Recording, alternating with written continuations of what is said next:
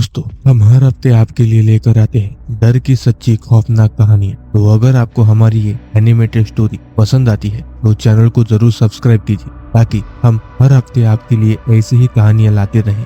आपका एक सब्सक्राइब हमें मोटिवेट करता है ऐसी ही कहानियां ढूंढकर लाने के लिए। Thanks for watching. जरा कल्पना कीजिए कि आप एक ऐसे गाँव में रहते हो जहाँ रात होते ही पूरा गाँव डर के मारे अपने घर के दरवाजे जल्दी बंद कर देते हैं, क्योंकि रात में घूमती है एक श्रापित बुरी आत्मा।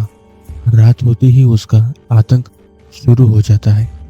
जो भी देर रात में घर से बाहर दिखता है वो आत्मा उसे जान से मार देती है। लेकिन ऐसा क्यों? तो चलिए जानते हैं इस सच्ची कहानी में। हेलो, मेरा नाम है गोपाल और ये है मेरा दोस्त योगेश और ये सच्ची कहानी है हमारी। दरअसल मेरे एक दोस्त जिसका नाम है राजू, हम उसके शादी में किसी कारणवश नहीं जा सके थे, इसलिए हम उसके गांव सीतापुर उसे शादी की मुबारक देने जा रहे थे।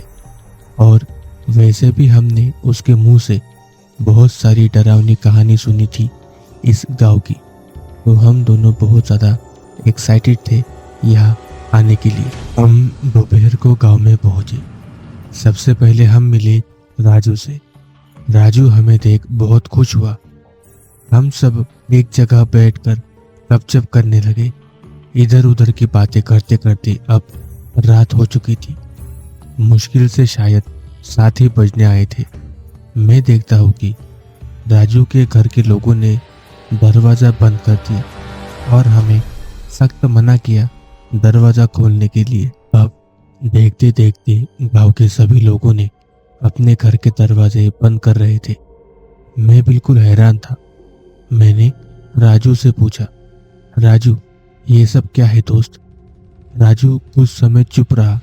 बाद में वो मुझे घर के एक रूम के अंदर ले गया और कहा, दोस्त मैं जो कह रहा हूँ उसे ध्यान से सुनना। तो बात है आज से 40 साल पहले की। हमारे गांव में उस समय एक औरत रहती थी जिसका नाम था रूपाली। वो बिल्कुल अकेली रहती थी गांव में। उसके ना तो माँ बाप थे और ना ही कोई रिश्तेदार। वो गांव में सभी के साथ अच्छी रहती थी, लेकिन गांव में कुछ लोग थे जो कि रूपाली पर बहुत गंदी नजर रखते थे। एक रात अचानक 2 आदमी चेहरा ढककर रूपाली के घर में घुस गए और रूपाली के साथ गलत काम करते हैं। पूरे गांव में पता चलता है।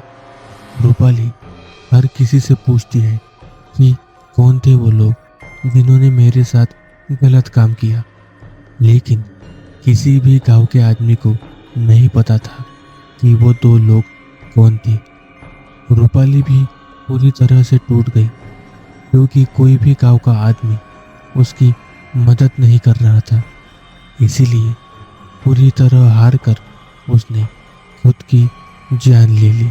उस दिन से हर रात को गांव में उसकी आत्मा घूमती है और जो कोई भी आदमी उसे रात को नजर आता है वो उसे बहुत बुरी तरह मार देती है।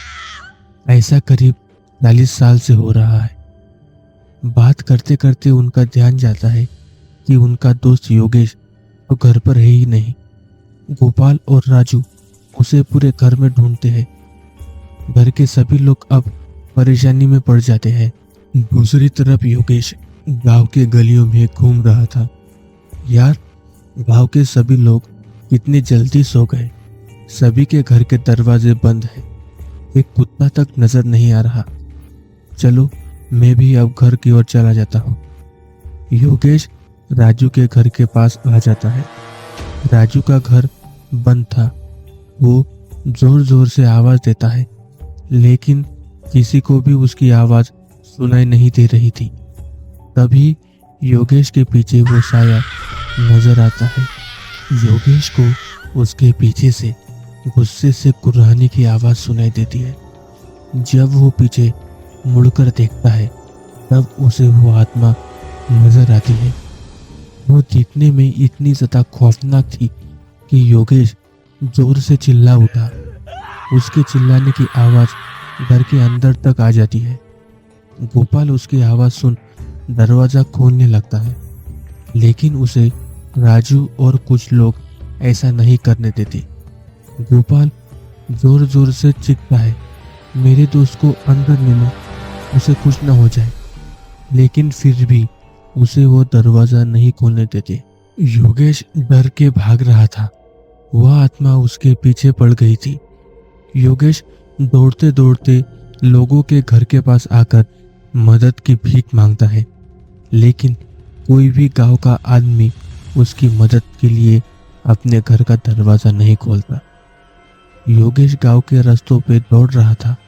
वो आत्मा उसके सामने आ जाती है और उसे हवा में उठाकर बीच में से फाड़ देती है। गोपाल पूरी रात तक उसकी दोस्त की मदद के लिए राजू के घर वालों से मदद मांग रहा था। अगली सुबह जब हुई तब गोपाल की आंखों ने वो देखा जो कि कोई भी दोस्त नहीं चाहता कि वो अपने दोस्त को ऐसी हालत में देखे। योगेश की लाश बीच सड़क पर पड़ी हुई थी। उसकी बहुत बुरी तरह जान ली गई थी। गोपाल पूरी तरह से टूट गया। अब मैं योगेश के माँ बाप को क्या जवाब दूंगा? वो जोर जोर से रोने लगा। रूपाली की आत्मा ने एक और निर्दोष की अपने गुस्से में आकर जान ली थी।